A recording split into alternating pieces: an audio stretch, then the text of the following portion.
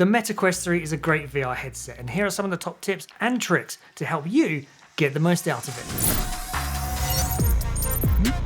So there are some things that you can be doing to make sure you get the best picture quality out of your Quest 3.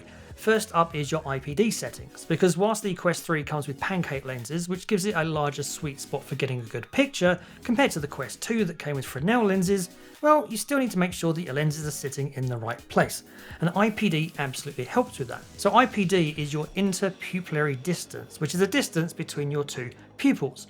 Now, you can measure that yourself with a ruler, although I would recommend going and getting a mobile app. Something like Glasses On or iMeasure will help you do that if you don't already have it. Once you do know your IPD, then you can set that on the Quest 3 headset using the scroll wheel underneath at the bottom here. You can set it to anywhere between 58 and 71 millimeters. You can also set the distance that the headset sits away from your face, because the facial interface inside the Quest 3 has an adjuster. There are 4 different settings inside here. Now, this is primarily for people that wear glasses so that they can move it out and fit their glasses in when they're wearing it. However, even people that don't wear glasses have said that if they use it, it can help with a clearer picture if they move their lenses a little bit further away from their eyes. So once you've got your lenses in the right place, it's time to look at gameplay. Now, you can get smoother gameplay out of your Quest 3 if you set it to a faster refresh rate. So if you go to your system settings and under display, there's a 120 Hz option. Turn that on and now you will get a far smoother gameplay experience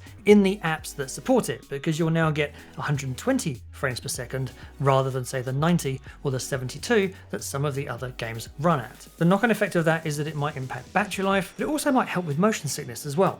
More on that in a minute. Getting back to the lenses, and I would say please look after them because they can quite easily be scratched, so don't go and wipe them clean with a woolly jumper or a paper towel, because that's going to scratch the lenses and that will affect your picture quality. Just use something like a microfiber cloth, which is what glasses come with normally, and use that to clean your lenses. And maybe one of the most obvious things about making sure you get a good picture, get your eyes tested. You would be surprised the amount of people that complain about blurry vision and then go and get their eyes tested and find out they need a prescription. Now, once you do have that, you can wear normal glasses using the spacer that I talked about in the facial interface, or you can even get prescription lenses that are custom made to fit over the top of the lenses inside the headset. I will put some links in the description down below to places where you can go get those. I've done a review of one of those already, I'll put a link on it up here. One of the main pitfalls of playing VR is motion sickness, and especially if you're new to VR, then the chances are you're going to suffer from it at some point in time. Fortunately, there are things that you can do to help prevent it. First up is that 120 Hz refresh rate that I talked about before, because the faster the screen updates, then the less the lag is between what your brain perceives and your eyes see, and that's a big contributor to motion sickness. So the higher frame rate, smoother graphics, less motion sickness. Many games also have comfort settings too, so games like Population 1 or Asgard's Wrath 2, typical settings include tunnel vision whilst you're walking or snap to turn, and all of that sort of helps with motion sickness. One of the best ways to help with motion sickness literally is to get some air blowing on your face. Now that could mean opening a window or opening an outside door, or literally putting a fan in front of your face when you play. Now it doesn't have to be on max settings, it's just enough to get a flow of air going in front of you. And that's actually going to do 3 things. It's going to help reduce motion sickness, it's going to help cool you down, and it's also going to help you orientate yourself in your room. So if you get disorientated whilst you're playing VR, then well, you know where your air is coming from, so you can quickly turn around and get your bearings. And trust me, the fan works surprisingly well in reducing motion sickness. Talking of motion sickness, what about motion tracking? Well, the controllers here can be used for controlling your games, but you can also use your hands as well. And if you go into the settings of the headset and go to motion tracking, you can turn it on so that it will automatically switch between your controllers and your hands when you put your controllers down. You can also set it so if you bang your controllers together twice, it switches between controllers and hands. Now, I wouldn't use hand tracking for every single game, but certainly some games like Cubism, hand tracking works really well. One of the things about a standalone headset is that it is battery powered, and the out-of-the-box battery life can be anywhere between an hour and a half and 2.9 hours, depending upon what you're doing on the headset. So anything that you can do to help prolong that battery life is a good thing. So if you go into your system settings and the power menu, there are 2 settings: sleep mode and display off. So display off sets the amount of time before the headset turns off after inactivity, and the sleep mode sets the timer for how long before it turns off after that. Now I would say set both of those to a minimum that doesn't annoy you so that it turns off as early as possible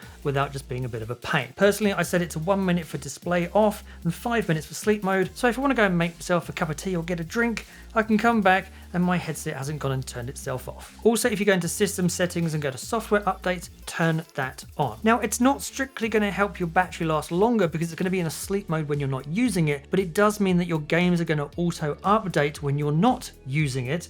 So when you do actually go to use it, you don't have to go and wait for a game to install an update before you can start playing your games. So it's going to help you start playing sooner. And for those times when you're not using it, I would also say fully shut down your headset.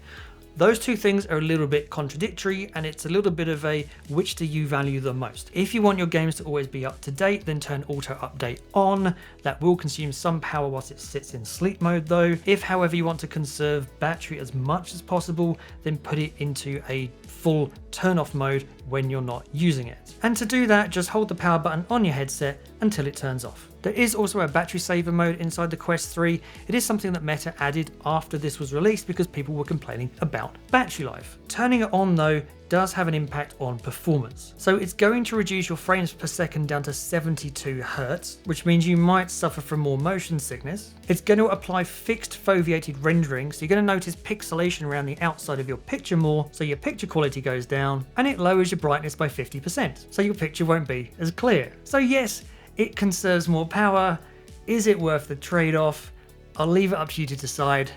For me, no, it's not. Whilst we're on the subject of power though, it's not just the headset that uses power, but also the controllers. Now each controller takes a AA battery, and they do last a relatively long time, but rather than just churn through AA batteries, I would recommend getting some rechargeable batteries. Get at least 4 of them, and then you can use 2 of them, and then when they run out, use the next 2 at fully charged whilst the old ones are charging, and just cycle those. I recommend getting the Panasonic Eneloop batteries. I've been using those on anything in this house pretty much for years. I'll put a link to that in the description down below for you as well. Now you would have set up your boundary when you first started your Quest 3 and set it up. However, you can tweak it even more. If you go into your settings and go into the physical menu and click on boundary, you can change the color. Now by default it is blue, but you can also choose yellow or purple as well. So that's actually pretty useful if you're colorblind, or maybe if you just prefer a change of color. There's also sensitivity settings as well. By default it's set to simple, so you can choose low or high, and that's just really how often the boundary glows when you get close to it. You can change it to an advanced mode instead, and then you have even more control over it, where you can define distance and speed for the headset and the controller. The distance is just how close to the boundary you have to get with either of these before it starts to show up, and the speed is, well, how long do you have to be near the boundary before it shows up. So have a play around with those settings and find something that works for you. Now, one of the best features of the Quest 3 is its pass-through, so its ability to see the outside world in your VR world whilst you're playing, which is thanks to the full color pass-through lenses that are in the front of this headset. Now, to enable this, you need to go into your settings in your physical space and just turn on pass-through. There's also a double tap to pass-through option as well, and I would thoroughly recommend turning that on. That means if you just double tap the side of your headset, you can switch between pass-through mode and your VR world. You can also do that from the quick settings in the home menu of your Quest. Just go down to there and there's a space toggle, turn that on and off, and that's going to switch between your pass-through mode and your VR world and does the same thing. For me though, that double tap on the side of the headset is easily the easiest way to switch between the two. Now, possibly the biggest tip that I can give you is around privacy, because no one likes anyone spying more than necessary on what you're doing. So in your settings under privacy, inside the data analytics menu, make sure you turn all of those options off. It is still going to do some data gathering, but it's certainly keeping it to a bare minimum. So as well as all that, gaming on the Quest 3 is awesome, but the Quest 3 isn't just a standalone VR headset,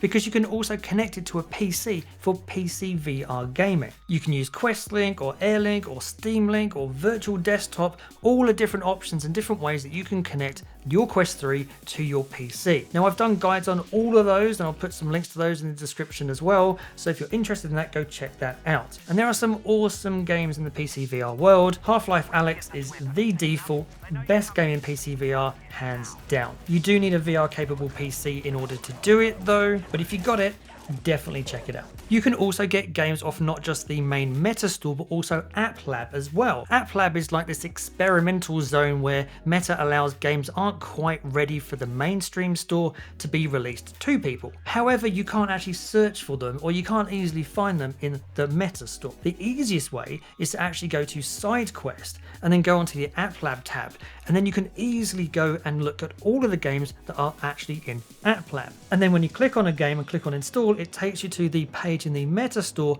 where you can then go and install that onto your headset. And whilst we're talking of SideQuest, there's actually even more games in SideQuest other than just App Lab games, and a lot of those are early access games, or they're demo games, or they're proof of concepts. Most are free, and it just opens it up to a whole other world of gaming. Now, there are some steps that you need to do in order to set that up though, and it's outside the remit of this video, but I have done a video on it before, which I'll give you a link up here, so you can go check that out if you're interested. So overall, I hope you've enjoyed this video, and I hope it's helped you, give you some ideas of how you can get the most out of your Quest 3. If there's a tip that I've missed, anything that I should have included it, then please let me know in the description down below.